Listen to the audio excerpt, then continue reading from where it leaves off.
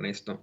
Menciona que, pues menciona a los candidateables, a los candidatos a la presidencia conservadores en esta burla absoluta. A mí no me queda más que decirles, queridos compañeros, que querida Renata y querido Víctor, que pues es más que evidente que la elección, como bien lo han planteado ustedes, no va a estar definida por un partido u otro, no va a estar definida por un candidato de un partido u otro, sino por Morena, ¿no? Esa es la realidad.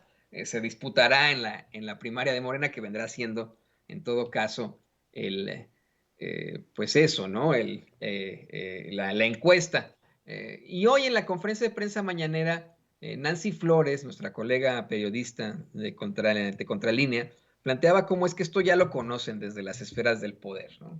¿Cómo conocen esto? Esos, poderosos que utilizan estos servicios de inteligencia, incluso habla de un centro clandestino en Santa Fe, que ya saben que la elección del 2024 está perdida para el conservadurismo, pero que utilizan, por ejemplo, este espionaje para otro tipo de finalidades, para determinaciones en el Congreso, por ejemplo. Y quiero pues discutir con ustedes, analizar con ustedes, que ayer no quedó claro si fue una jueza o un juez, pero uno de estos juzgadores de siempre en el panista Guanajuato le dio la razón a una organización civil y mediante un amparo frenó la administración de la Guardia Nacional por parte de la Secretaría de la Defensa Nacional. Hoy el presidente López Obrador dijo que pues no pasaba nada, ¿no? Que no se detiene la determinación de la Guardia Nacional, que sigue en manos de la Sedena. Esto fue lo que dijo, vamos a ver y escuchar al presidente y lo comentamos en unos momentos. Ah, sí, hay como 30 o 53 amparos. Ya esto está como el aeropuerto de Felipe Ángeles o como el Tren Maya. Pero se están atendiendo y no se suspende la actividad. No es por incumplimiento a la ley, sino porque el alcance de lo que se dio a conocer no impide legalmente que siga actuando, operando la Guardia Nacional. Pues sí, es como cuando nos vamos de vacaciones, que estamos de vacaciones y nos está yendo todo muy bien, a todo dar, pero pues no sé, vamos a la playa y de pronto los mosquitos no nos dejan y es muy incómodo, ¿no? Es muy incómodo tener a los mosquitos constantemente picoteándonos y etcétera. Nos tenemos que poner repelente o vayan a saber ustedes qué. Y me refiero, por supuesto, en un comparativo muy básico a lo que están haciendo los conservadores en México. Al saber que no van a poder ganar la elección en 2024, establecen esta serie de amparos y, al fin y al cabo, se establece la verdad al final, querida Renata Turrent, pero continúan en sus intenciones, como lo han hecho con el Tren Maya, con el Aeropuerto Internacional Felipe Ángeles, como tantas cosas, y ahora con algo tan importante como es que para enfrentar la crisis de seguridad y de violencia en México, la Guardia Nacional continúe siendo administrada por la Secretaría de la Defensa Nacional con tal de que no llegue otro Genaro García Luna. ¿Cuál es tu opinión sobre esto? Así es. Bueno, estoy totalmente de acuerdo contigo. Creo que el hecho de que estén la oposición, la estrategia de la oposición ha ido en dos vías, si me permiten hacer un reduccionismo. Por un lado, una estrategia mediática de calumnias, ya vemos todo esto del rey del cash, toda la infodemia que construyen alrededor de cada una de las decisiones que toma el gobierno federal, que no les ha podido funcionar por la estrategia de López Obrador, de su mañanera, porque la gente se ha concientizado, porque genuinamente creo en este diagnóstico que tiene el presidente López Obrador de que la gente en México estamos muy a las vivas y ya no caemos en esas mentiras. Entonces, esa es digamos, una patita de su estrategia. Y la otra, dado que esta no les ha funcionado muy bien y dado que no han podido ganar en las urnas ni hacer política, ha sido la judicialización de la política, ¿no? Entonces, todo lo han tratado de llevar al ámbito judicial mediante amparos, lo han hecho, como bien decía el presidente, con el aeropuerto, lo han hecho con el Tren Maya, lo están haciendo ahora con la Guardia Nacional, dado que no han logrado ganar elecciones que les permita tener la representación que necesitan en el legislativo para frenar o no, por lo menos no las reformas. Las constitucionales pues sí las han podido frenar en esta segunda parte del sexenio, pero las reformas no. Entonces creo que el hecho de que todo lo estén llevando al Poder Judicial también nos debe hacer, eso es un paréntesis, pero que también nos debe llevar a hablar sobre el Poder Judicial y la falta de, digo, el Poder Judicial, sabemos, yo creo que de los tres poderes es el más podrido, el que tiene más deficiencias, porque tampoco tiene controles democráticos, ¿no? Los jueces que están ahí no tenemos la ciudadanía no tenemos ningún control democrático con el Poder Judicial como sí lo tenemos, como sí lo tienen en otros países, ¿no? Por ejemplo, en Estados Unidos. Entonces, creo que siempre, o muchos de los temas de la coyuntura nacional nos llevan a hablar del Poder Judicial, desgraciadamente, y desgraciadamente no se ha podido avanzar mucho en ese tema, por más que el ministro presidente Saldívar ha hecho un gran trabajo y un gran esfuerzo en hacerlo. Ha sido uno de los elefantes reumáticos que menos hemos podido avanzar. Eh, a mí me sorprende que en esta judicialización he estado en otros debates, en específico estuve en un debate con algunas feministas que están en contra del gobierno, en general el proyecto de transformación, y una de ellas decía en el debate que AMLO, al querer militarizar el país y no se quiere, que lo hace de manera autoritaria y que no se quiere someter a procesos democráticos. Y yo le contestaba, pero ¿cómo crees que se pasó la Guardia Nacional? ¿Cómo crees que pasó la reforma de la Guardia Nacional? O sea, sí sabes que pasó por un proceso legislativo y que ese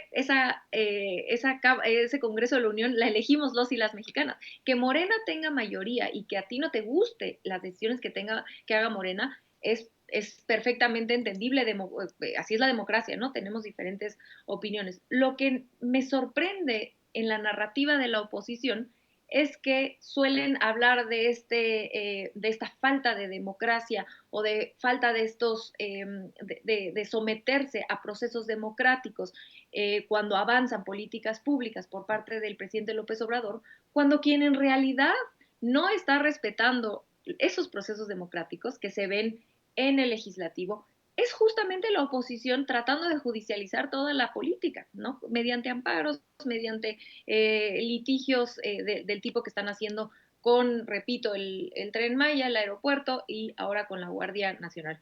Es por eso entonces que vemos que probablemente se geste un segundo intento de pasar la reforma de la Guardia Nacional, y esto será muy interesante un poco en el contexto político de las elecciones de Coahuila y del Estado de México, porque recordar que son los últimos dos bastiones, digo, ganó Durango ahora el PRIAN, pero un poco fueron en alianza, aunque bueno, claro, el gobernador es priista, pero los últimos dos bastiones priistas donde no ha habido ningún tipo de oposición, me parece en los últimos 100 años, ¿no? Ni en el Estado de México, ni en Coahuila, o sea, no ha habido cambio de gobierno. En esos dos estados, pues las elecciones son ya, ¿no? Las están a la vuelta de la esquina.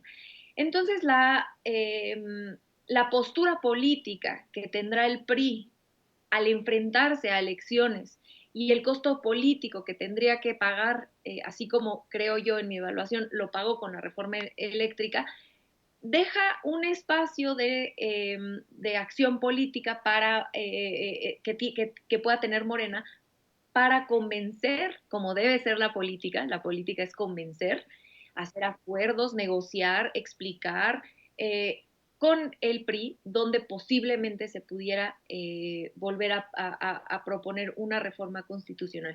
A mí me gustaría cerrar este tema de la Guardia Nacional, que suele ser controversial, recomendando un texto de sentido común de Juan Pablo Morales, donde hace una aportación a la conversación pública, creo, muy importante, y es que pareciera una cuestión muy técnica, pero en realidad tiene implicaciones en el debate público muy importantes. Y él lo que decía es que dentro de la conversación pública se decía que el ejército estaba absorbiendo a la Sedena.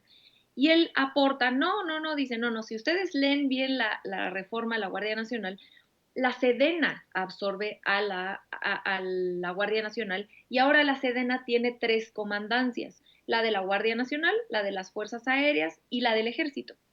Las dos últimas, las Fuerzas Aéreas y el Ejército, y por eso es importante, y no solamente es semántico, es importante esta aportación que hace Juan Pablo, el Ejército y las Fuerzas Aéreas tienen comandancias con un adoctrinamiento y con un entrenamiento de ejército, de Fuerzas Armadas, mientras que la comandancia de la Guardia Nacional es un entrenamiento, son objetivos de una policía militar.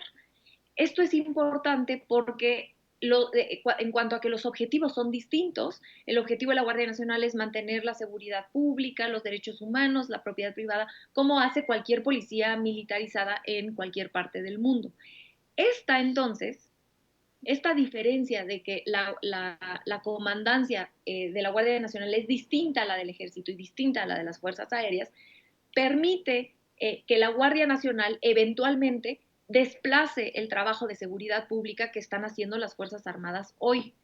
Y eso es relevante porque es la única ruta de salida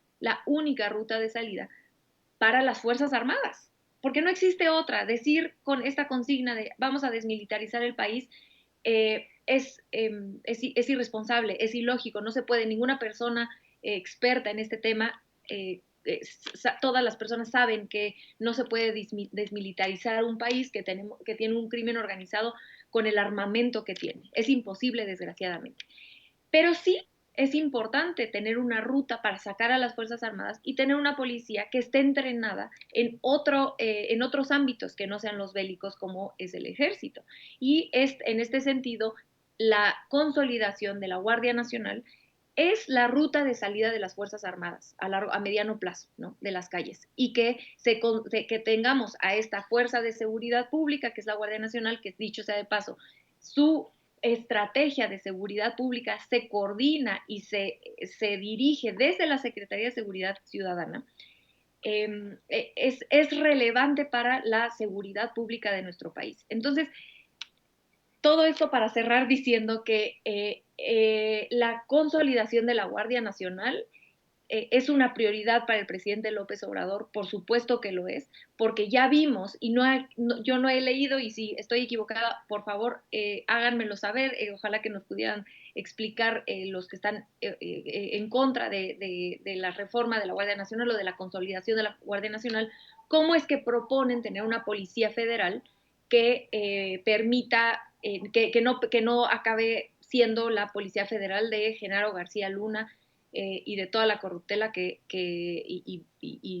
pues narcopolicía alrededor de esa Policía Federal. ¿Cuál es el plan para sacar las Fuerzas Armadas de las calles y construir una Policía Federal seria que no acabe en manos de un García Luna? Si no es la consolidación de la Guardia Nacional. Yo no he escuchado un solo proyecto serio al respecto y por lo tanto me parece que el ataque jurídico a la Guardia Nacional pues no le ayuda al país ni a la discusión más bien, creo que la discusión tendría que estar centrada en ver de qué manera se le ponen controles democráticos a la Guardia Nacional. Eso, claro, todos estamos de acuerdo en eso, ¿no? Que puedan faltar, que se pueda discutir eso. Pero el tratar por cuestiones políticas de destruir este intento de consolidación de la Guardia Nacional mediante el Poder Judicial, creo que no le ayuda ni a la conversación pública, ni al país, ni al problema tan grave de seguridad pública al que desgraciadamente nos enfrentamos, mis queridos compañeros. Pero queda claro, y dicho, le pido